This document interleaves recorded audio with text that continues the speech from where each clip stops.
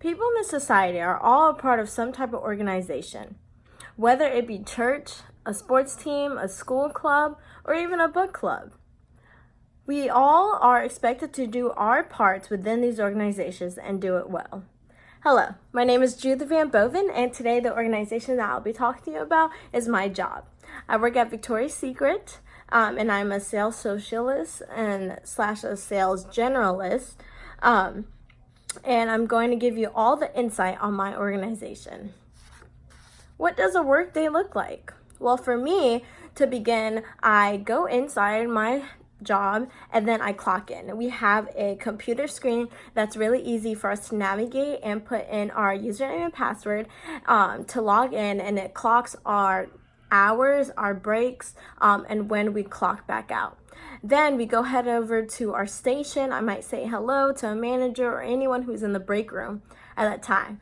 And after I go to my station, I'll grab a profit cards, many of them, a nice measuring tape for when I'm on the floor, our walkie-talkie, and angel card instructions, just in case anyone on the floor or any customers are willing to sign up for an angel card. These cards are also profit cards that help us measure people and then write their names so they'll be able to get the perfect bra. Then after I'm done, I go ahead and meet my small group out on the floor. What is a small group, you may ask? A small group is a collection of people with similar attributes, identities, and or interactions. So the small groups that we have throughout our store is Pink Girls, Bra Fit Experts, and VSL Stylists. And these are all different embedded ties, like we learned in Chapter 5. The Pink Girls, such as myself, are a group of girls who specialize in pink. So pink is a brand that's also with Victoria's Secret, and the store is split into two sides. So it's pink and VS. As a pink girl, you're able to wear pink merchandise and sell within the pink area. Then the next group that we have is Bra Fit Experts.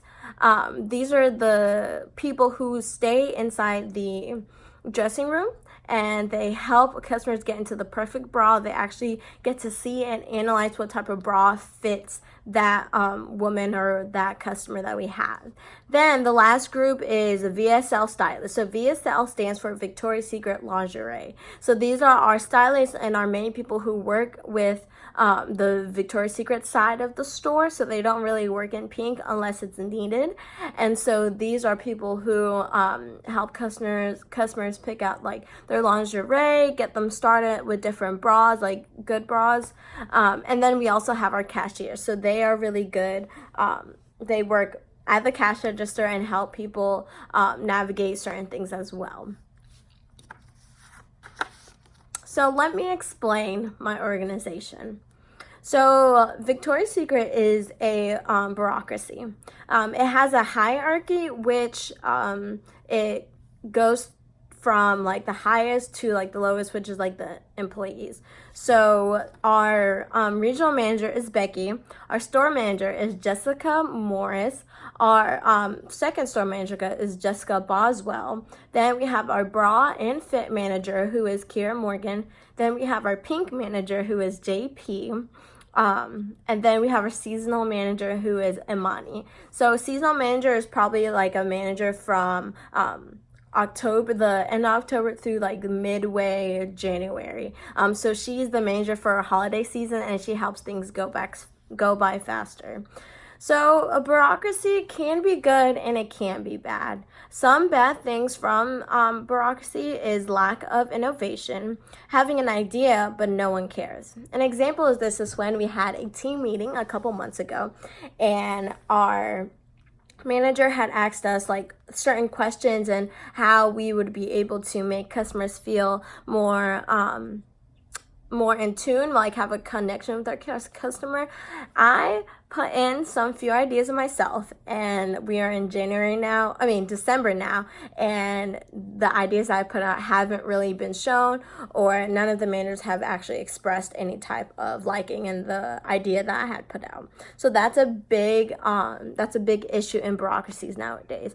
Also, we do have democratic limitations. So this is no input because it's too much time, and time equals thinking, and thinking equals money.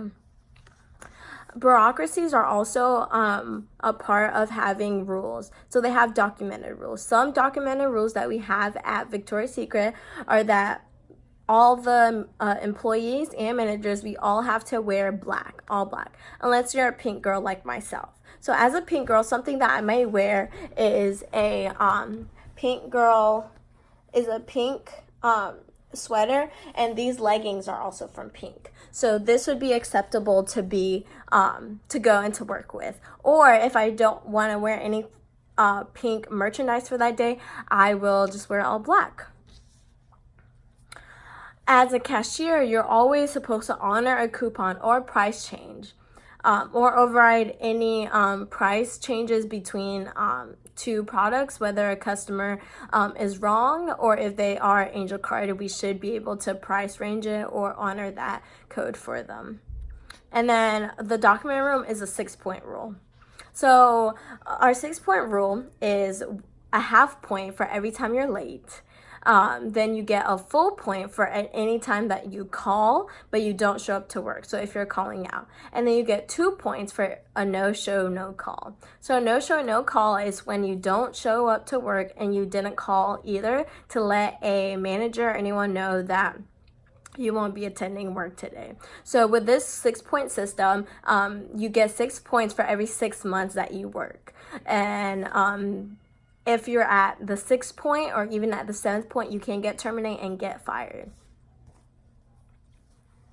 So a lot of the documented rules and the list of hierarchy are also things that we have learned in our chapter 5. Power. Power is a very, very big thing when it comes to bureaucracies and companies in general. So power means the ability to impose one will on others. In Victoria's Secret, the managers have power and so do the workers, but it's a different level of power. Workers, we have the power over customers at cash register or on the floor. For example, when I'm at cash, I sometimes am able to take a customer's coupon, and if it is late, even if 1 day or 2 days late, I'm able to have the power to price over it for them or to change that coupon so it can be applied to their purchase today. On the floor, when I'm selling to customers and they need a certain bra, a certain shirt, or panty, but they don't see it in their size, I'm allowed to go to the back of our store, look through all our merchandise, and pick out their correct size or the correct color that they may want. So that is the power that I have on the floor. Our managers, they have more power. They have the power to fire someone. They have the power to implement new rules verbally or write them down. They have the power to be able to hire new people and switch people around, whether it's their schedule, whether it's in their availability, and they have the power to make our schedule as well. So these are some things that we have learned in chapter 10, and it's basically just a cycle of hierarchy. Also, what we've learned in chapter 10 is the advantages and limitations that come with being in a certain organization or a bureaucracy.